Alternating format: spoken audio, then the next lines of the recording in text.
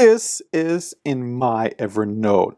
Well, not this, representation of it. Okay, this is part of that monitor that I disassembled. It was pretty scary, but I did it. And I'm now replacing all the capacitors. Well, I didn't replace any yet. I just removed them from the board. And here's how Evernote is helping me with this. There's too much information here.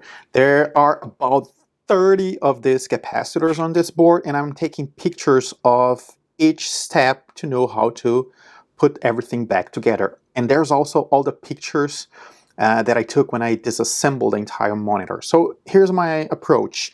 As you can see here, there are some sections. You can see here, here. My plan is to disassemble one section at a time, and for each one I finish, I'm creating a note and taking a picture of it. And of course, I also have to take note of the specification of each capacitor. This is a personal project and there's no deadline or anything like that. But let's pretend for a moment that this is a real project with a team helping me.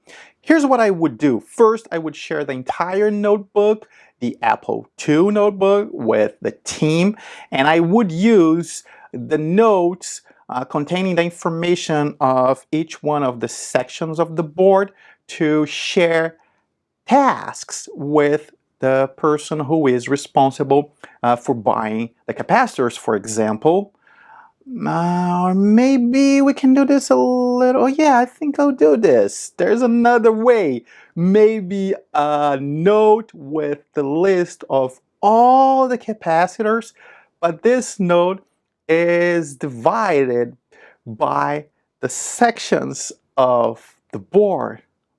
How? Well, we can use the note, the section note, on top of the capacitors and split the note in sections using the other notes. So I know that those capacitors are related to that section, but the person responsible for buying all the capacitors can see the entire list. Maybe that person could add check boxes in front of each capacitor to know which ones were already ordered. Of course, we can also use the notebook for meetings, a note for each meeting, and maybe, I don't know if that's necessary, but you could have a meetings tag and add this tag to the meetings so you would be able to filter all the meetings. Of course, use the integration with the calendar to know when that meeting took place and who were the attendees. There's so many things that we can do, and it's so simple. No database complications. Anyway, here's your imagination.